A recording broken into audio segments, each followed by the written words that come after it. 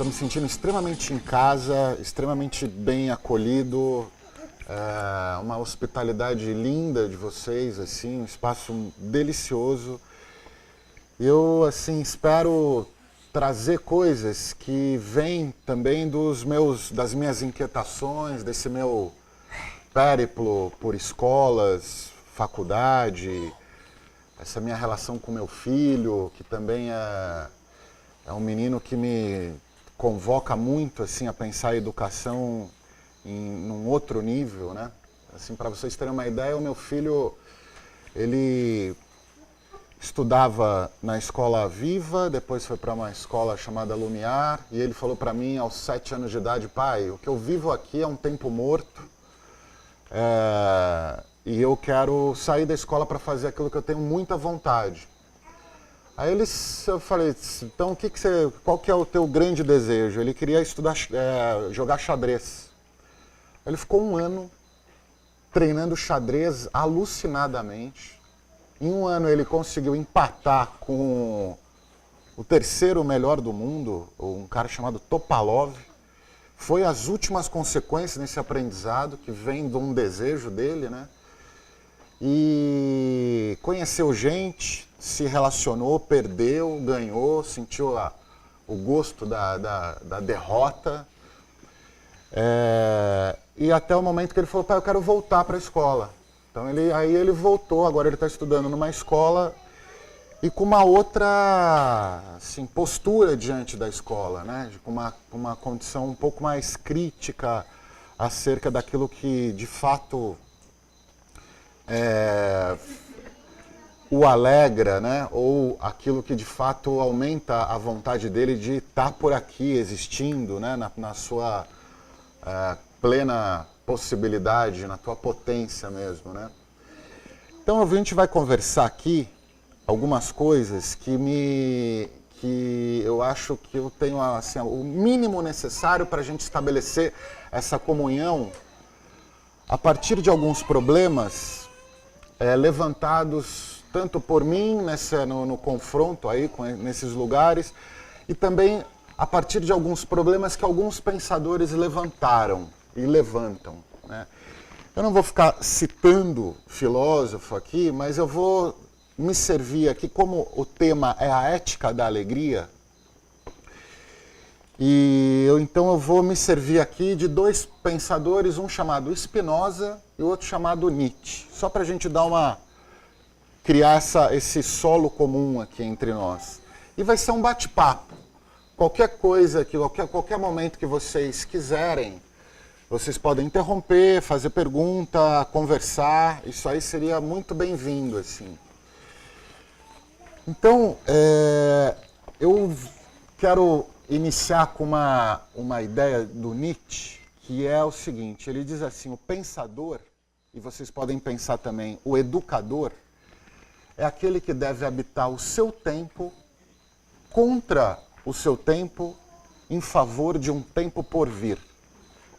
Então, esse nosso trabalho aqui hoje vai ser um pouco esse, assim, a gente vai tentar ver que tempo é esse que a gente está vivendo, contra o que talvez seja necessário a gente lutar, e em favor do quê. É isso que a gente vai pensar, então, nesse sentido, a produção da educação de um homem que se instala, tanto para Nietzsche quanto para Spinoza, nessa disposição existencial que se dá a partir de um afeto de alegria, né? Ou de um afeto afirmativo. A produção de alguém que seja capaz de amar a vida, né? De amar a si, amar as coisas, amar o mundo. Eu acho que essa é talvez o grande desafio, né? Tanto para a gente produzir homens que sejam capazes de afirmar a tua própria vida, inclusive para nós, professores, educadores, ali no confronto, no dia a dia com os alunos, a gente perceber que aquela relação também pode nos estimular a cada vez mais a se aproximar disso, né? De uma relação com a vida que seja pautada por essa marca da alegria, por essa marca do encantamento, por essa marca da invenção, da criação, né? Que é coisa difícil da gente ver hoje, né? Então, eu quero começar com uma ideia, assim, a partir de uma noção aí do Freud, que ele chama de feridas narcísicas. Não sei se vocês já ouviram falar disso, né? A gente fala, que mundo é esse que a gente está vivendo? Ele diz assim, o homem um dia já foi o centro do mundo, né? Já foi o centro do mundo, e o Copérnico foi lá e tirou o homem do centro do mundo.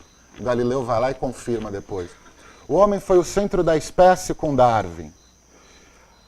O homem ele deixa de ser o centro do mundo, portanto, e passa a ser o centro da espécie com Darwin. Com Marx, o homem deixa de ser o centro da espécie e passa a ser o centro da história. Porque, segundo Marx, não é o homem que produz a história, é a história a partir das relações sociais e econômicas que produzem o homem. Quer dizer, o homem, uma parte da nossa subjetividade é formatada em função de interesses de um certo tempo e de um certo espaço. Isso varia conforme o lugar, né, e o tempo em que a gente vive. Ou seja, o nosso desejo é produzido, o nosso prazer é produzido, nossos ideais, nossos sonhos.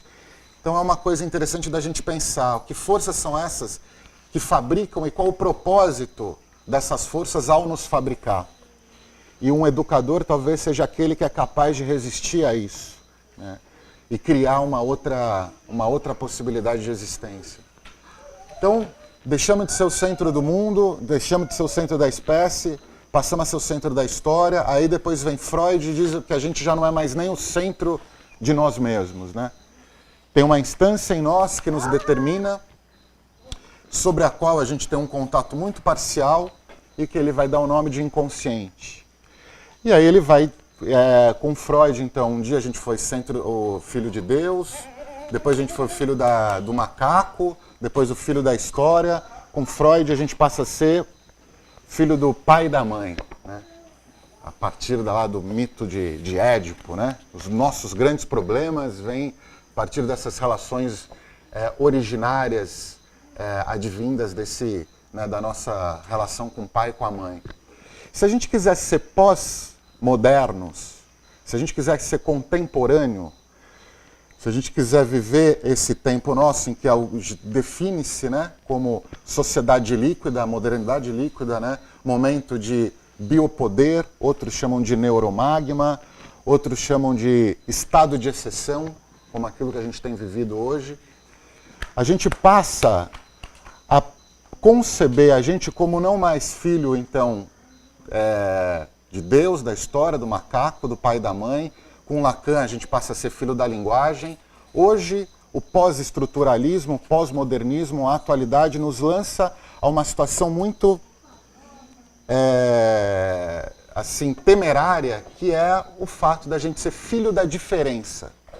Filho da diferença, quer dizer, nada hoje nos diz um caminho verdadeiro para tocar a nossa vida. A gente vive uma experiência de uma espécie de labirintite contemporânea, uma vertigem que nos assalta e que nos leva a uma situação de que não tem caminho a seguir, não tem valores ou medida que vão dizer para nós que tipo de vida é a correta para ser vivido. Como a gente vai viver uma vida boa, bela, justa, não tem parâmetro para que a gente possa aplicar e que nos dê alguma garantia de conquistar tudo isso. Isso traz produz um sintoma que alguns lidam a partir de uma ideia de angústia. Porque talvez fosse mais fácil saber que a gente era determinado por alguma coisa que nos prometia uma recompensa ali na frente. Hoje a gente vive um mundo sem essas garantias, né? A gente pode pensar o que significa, eu não sei se vocês já sentiram angústia uma vez na vida. Assim. Quer dizer, a angústia, né? Se entra um pitbull aqui, a gente vai sentir angústia? É um pavor, não vai falar, o pitbull ali, que angústia. Quer dizer, a angústia, quer dizer, o medo tem um objeto. A angústia é um medo sem objeto. A angústia nos visita por um sentimento de indeterminação. Pela possibilidade que nos visita da gente perder o elo que nos ata à vida, o sentido que nos ata à vida.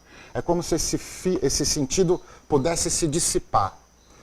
Isso é uma coisa que leva a gente, em função da impossibilidade da gente se relacionar com a angústia, se relacionar com aquilo que são os subprodutos da angústia, a gente costuma incorrer nas saídas mais fáceis da facilidade, como diz o Rilke, né? Então a gente pode pensar, de algum jeito, que se a contemporaneidade nos lança a essa experiência de angústia, a gente pode pegar pelo avesso disso, e é por isso que já que eu vim trabalhar a ética da alegria, o cara vai ficar falando de angústia, né? Que ultrapassa, né? A gente pode pegar, por outros pensadores, uma perspectiva de que, enfim, nós podemos pensar a nossa vida como obra de arte, como criadora, como possibilidade da gente fazer da nossa vida uma espécie de obra que se constrói ao longo da nossa jornada. Ou seja, se já não tem mais valores universais a serem seguidos, né? Se a gente vive essa experiência dessa ruína ontológica na pós-modernidade, a gente pode pegar o avesso disso e pensar, enfim, não sabemos o que pode o nosso corpo, não sabemos o que pode a nossa vida, não sabemos o que a gente pode ao longo dessa jornada. E eu acho que é por isso que é interessante a gente hoje ver o quanto a educação é crucial para que a gente consiga em nós um caminho que seja capaz de criar por si mesmo, para além de seguir aquilo que é cultuado pelo mundo, pelos valores dados pelo mundo. Então, quando a gente vai pensar contra o que a gente deve lutar, de algum modo a gente tem que pensar o seguinte: que mundo é esse que a gente vive? Que valores são esses idealizados e o que vem se produzindo? Que tipo de humanidade que vem se produzindo hoje?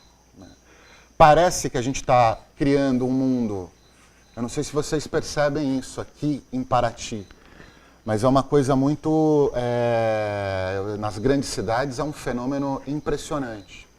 Quer dizer, o homem se deixou guiar por verdades que pairaram sobre corpos e almas, né, ao longo da nossa história. Essas verdades já foram dadas por verdades religiosas, em que a gente encontrava a salvação da nossa vida não ao longo da nossa jornada, a partir daquilo que a gente experimentava nos encontros. A salvação da nossa vida era dada num outro mundo. Quer dizer, aqui era simplesmente um meio para que a gente pudesse alçar um outro mundo. Depois vem a ciência e toma o lugar da religião.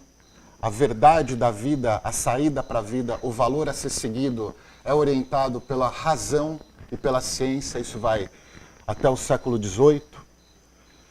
Depois do século XVIII tem um outro valor que entra em jogo. No século XIX, uma palavra que não existia e que passa a existir, que é a ideia de progresso, de que a gente participa de uma história que evolui e que ali na frente a gente vai alcançar uma grande consagração.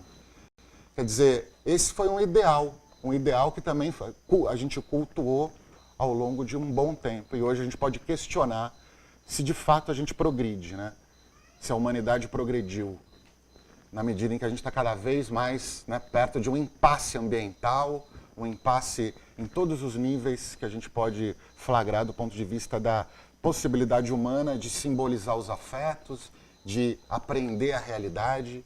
E aí eu engato com o último valor, que seria um valor do nosso tempo. O que seria esse valor do nosso tempo, né? Se já foi Deus, se já foi a razão, se já foi o progresso. O que é isso que hoje em dia toma conta de todas as vidas praticamente? O que bota a carga no homem para viver?